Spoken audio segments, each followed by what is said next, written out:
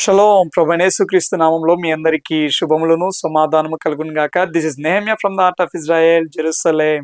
రెండు కాళ్ళు కోల్పోయినా కానీ దేవుడి సన్నిధిలో నేను నాట్యమాడాలి అని తహతహలాడుతున్న ఒక రబ్బీ గారి సాక్ష్యాన్ని మనం ఈ వీడియోలో పరిశీలించబోతూ ఉన్నాం. అంతేకాదు, బైబిల్లో చెప్పబడిన చరిత్ర అది కట్టుకథలు కాదు, పిట్టకథలు కాదు, గాని అవి నిజముగా జరిగిన సంఘటనలు అని నిరూపించే ఒక ప్రాముఖ్యమైన ఆధారాన్ని మనం ఈ వీడియోలో చూడబోతూ ఉన్నాం. ఏదైనా ఒక ప్రమాదకరమైన సంఘటనలో బెడ్ రిడన్ అయినప్పుడు, ట్రీట్మెంట్ అంతా అయిపోయాక, స్పృహలోకి వచ్చాక లేచి కూర్చుందాము అని అనుకొని అలా లేవడానికి ప్రయత్నం చేసినప్పుడు రెండు కాళ్ళు లేవు అన్న సంగతి ఆ వ్యక్తి అర్థం చేసుకున్నప్పుడు అతడి మానసిక స్థితి ఎలా ఉంటది, అతడి హృదయ స్థితి ఎలా ఉంటది, ఒక్కసారిగా గుండె బద్దలైపోయినట్టుగా ఉండదా? ఒక్కసారి ఆ సంఘటనను ఊహించుకుంటేనే వెన్నులో వణుకు పుట్టినట్టుగా అనిపిస్తుంది. కానీ రబ్బాయ్ లిరాజ్ జైరా గారి పరిస్థితి కంప్లీట్ గా వేరు. ఈ యొక్క రబ్బాయ్ గారు ఎవరు అనంటే, IDF లో, ఇజ్రాయలీ డిఫెన్స్ ఫోర్సెస్ లో ఒక రిజర్వ్ సోల్జర్ గా ఆయన పనిచేయడం జరిగింది. రిజర్వ్ సోల్జర్ అంటే ఏంటి? నేను ఇంతకు ముందు వీడియోలో చెప్పాను కదా, ఇక్కడ ఇజ్రాయెల్లో ఇజ్రాయలీ డిఫెన్స్ ఫోర్సెస్ లో ప్రతి ఒక్కరూ పనిచేయాలి. అబ్బాయిలు పనిచేయాలి, అమ్మాయిలు పనిచేయాలి. అబ్బాయిలు అనుకోండి 3 సంవత్సరాలు చేయాలి, అమ్మాయిలు అనుకోండి 2 సంవత్సరాలు పనిచేయాలి. అయితే IDF లో వీరి యొక్క పనికాలం పూర్తయిపోగానే ఎవరైనా IDF లో కంటిన్యూ అవ్వాలంటే అవ్వచ్చు, లేదు అనంటే బయటికి వెళ్ళి యథావిధిగా ఎవరి జీవితాన్ని వారు జీవించవచ్చు. కాకపోతే IDF లో పనిచేసి 40 సంవత్సరాల లోపు ఉన్న ప్రతి ఒక్కరు కూడా ప్రభుత్వం వారు ఎమర్జెన్సీ పరిస్థితుల్లో ఎప్పుడు పిలుపునిస్తే అప్పుడు వెళ్ళిపోవాలి. 40 ఇయర్స్ లోపు వాళ్ళ వరకు కూడా ఆ రూల్ ఉంటుంది. అయితే ఈ యొక్క రబ్బీ గారికి ప్రస్తుతము 42 సంవత్సరాలు. 40 సంవత్సరాల వరకు కూడా కొంతకాలము రిజర్వ్ సోల్జర్ గా ఆయన పనిచేయడం జరిగింది. అయితే 40 సంవత్సరాలు కంప్లీట్ అవ్వగానే ఈ యొక్క రబ్బీ గారిని ఏం చేశారు అనంటే, IDF క్యాంపులోనే రబ్బీగా అతనికి ప్రమోషన్ ఇవ్వడం జరిగింది. అంటే ఏంటి అనంటే, IDF క్యాంపులో ప్రతి షబ్బాత్ కి ప్రత్యేక ప్రార్థనలు జరుగుతూ ఉంటాయి.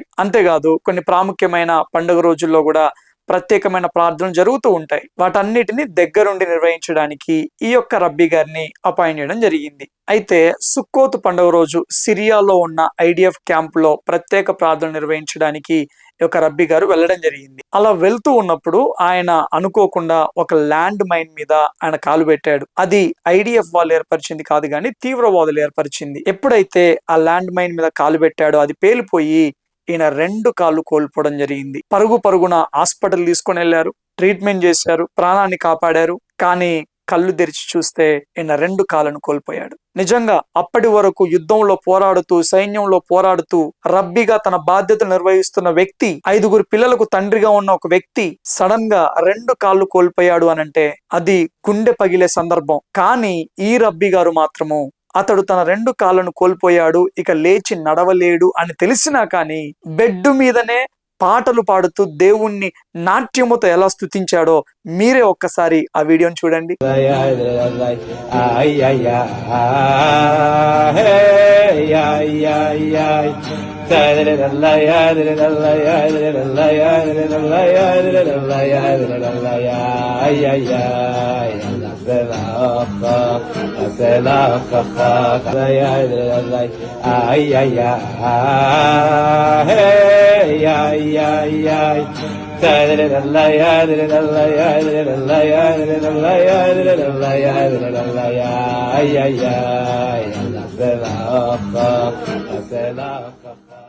చాలా అద్భుతంగా ఉంది కదా వీడియో. పాటలు పాడుతూ ఆ కాళ్ళతోటి అలా నాట్యం ఆడుతూ నిజంగా దేవుణ్ణి ఎంతగా స్తుతిస్తున్నాడో కదా, ఎంత అద్భుతం కదా.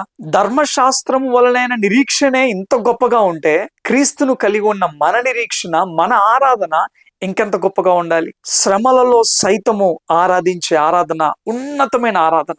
శ్రమలలో సైతము మనం కనపరిచే భక్తి నిజంగా అది ఉన్నతమైన భక్తి. కొంతమంది మూర్ఖులు మాట్లాడుతూ ఉంటుంటారు, వాక్యము సరిగ్గా అవగాహన లేని వారు, అవగాహన ఉన్నా గానీ వారి స్వార్థము కొరకు దురాత్మ చేత నడిపింపబడుతున్న వారు మాట్లాడే మాట ఏంటంటే, శ్రమలు లేవు. అసలు క్రైస్తవుడికి శ్రమలు ఎందుకు వస్తాయండి, బైబిల్లో ఉన్నదా అనుకుంటా చాలా మంది మాట్లాడుతూ ఉంటారు. ఆ రకంగా మాట్లాడే వారిలో వాక్యాన్ని ఎరగని అమాయకులు కూడా ఉంటారు. కొంతమంది ఏమో క్రైస్తవం అంటేనే ఇంకా శ్రమలు, కష్టాలు, నష్టాలు అన్నట్టుగా మాట్లాడతారు. ఇంకొంతమంది ఏమో అసలు క్రైస్తవ్యంలో శ్రమలే ఉండవండి, అసలు నీకు రోగం రాదు, అది దేవుడి చిత్తం కాదు, శ్రమ అనేది దేవుడి చిత్తం కానే కాదు అన్నట్టుగా ఇంకొక ఎక్స్ట్రీమ్ లో మాట్లాడుతూ ఉంటారు. ఈ రెండు ఎక్స్ట్రీమ్లు వాక్యానుసారము కాదు.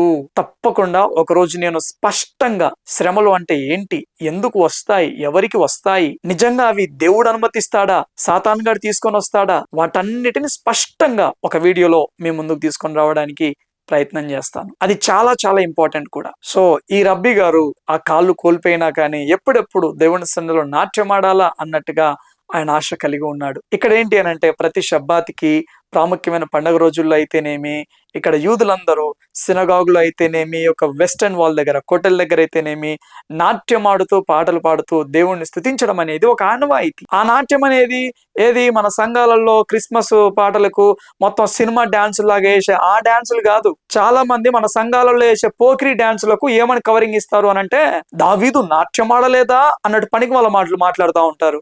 భయంకరంగా సినిమా స్టెప్పులు వేసుకుంటా యవనస్తులైన ఆడపిల్లలతో కూడా సినిమా స్టెప్పులు లేపిస్తూ దావీదు నాట్యం ఆడలేదా అండి, దావీదు గారు ఆడిన నాట్యానికి చాలా క్రైస్తవ సంఘాలలో వేసే సినిమాటిక్ కుప్పిగంతులకి చాలా తేడా ఉంటది. ఇక్కడ యెరూషలేములో ఈ యొక్క యూదులు పాటలు పాడుతూ నాట్యముతో అందరు ఒక గ్రూప్ లాగా దేవుణ్ణి ఆరాధిస్తా ఉంటుంటే మనకు వాళ్ళని చూస్తే భక్తి పరవశమే కనబడతాది, అంత అద్భుతంగా ఉంటది. సో ఈ వీడియో చూస్తున్న ప్రతి ఒక్కరు కూడా ఒక్కసారైనా కానీ మీ యొక్క వ్యక్తిగత ప్రార్థనలో ఈ యొక్క రబ్బీ లిరాజ్ జైరా గారి గురించి మనం ప్రార్థన చేద్దాం. అన్నిటికంటే ముఖ్యంగా ఈ యొక్క రబ్బీలు ధర్మశాస్త్రాన్ని పరిశీలన చేస్తూ ఉండగా వారి మనోనేత్రాలు తెరవబడి క్రీస్తును వారు గ్రహించులావున మనం అందరం ప్రార్థన చేద్దాం. అలాగే క్రీస్తుని తెలుసుకున్న రబ్బీలు ఏ ప్రెషర్కి లొంగకుండా వారింకా లోతైన విశ్వాసంలో బలపరచబడులావున మనం అందరం ప్రార్థన చేద్దాం. అంతేకాదు ఇక్కడ యెరూషలేములో టెంపుల్ మౌంట్ దగ్గర జరిగిన తవ్వకాలలో ఒక బలమైన ఆధారం లభించడం జరిగింది.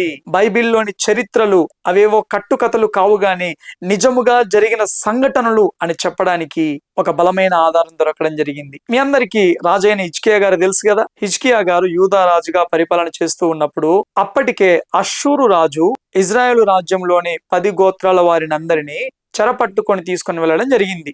అంతేకాదు ఈ యొక్క యూదా రాజ్యాన్ని కూడా చుట్టుముట్టినప్పుడు హిజ్కియా రాజు ఏమంటాడంటే, బాబు నీకెంత కావాలో చెప్పు, నేను నీకు పన్ను చెల్లిస్తాను అని చెప్పడం జరిగింది. అది మనం 2వ రాజుల గ్రంథము 18వ అధ్యాయము 14వ వచనంలో చూస్తాం. అప్పుడు అష్షూరు రాజు ఏమంటాడంటే, ఇదిగో నాకు ఇంత పన్ను చెల్లించాలి అని చెప్పడం జరిగింది. అయితే ఆ టైంలో ఒక అగ్రిమెంట్ చేసుకున్నారు వాళ్ళు.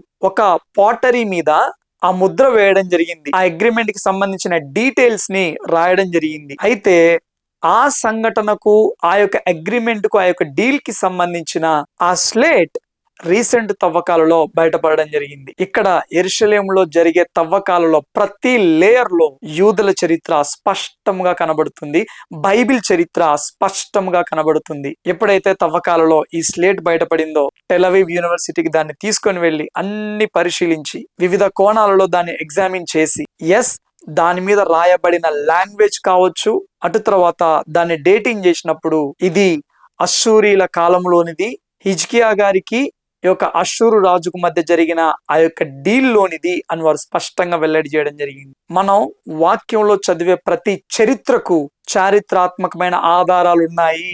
మనం చదివే వాక్యాలు ఏదో మాయాలోకంలో జరిగిన సంఘటనలు కావు, అవి చరిత్రలో నిజముగా సంభవించిన సంఘటనలు. అలానే మన విశ్వాసము ఈ ప్రూఫ్ల మీద ఆధారపడలేదు. క్రీస్తులో మనం కలిగి ఉన్న విశ్వాసం అయితేనేమి, నిరీక్షణ అయితేనేమి, ఇదిగో పరిశుద్ధాత్మ దేవుడు రక్షణ ద్వారా మన అంతరంగంలో జరిగిన కార్యమే అసలైన ప్రూఫ్.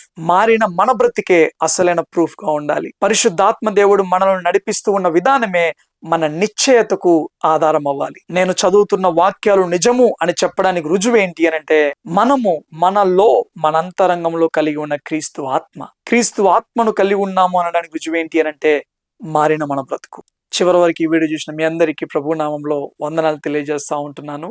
ఇంతకుముందు వీడియోలో నిజమైన దావీదు సమాధిని చూసినప్పుడు చాలా మంది చాలా సంతోషంగా ఫీల్ అయ్యారు. చాలా మంది కామెంట్ చేశారు. సారీ, నేను ఆ కామెంట్లకి రిప్లై ఇవ్వలేకపోయాను.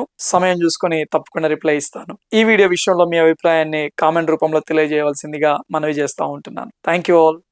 God bless you.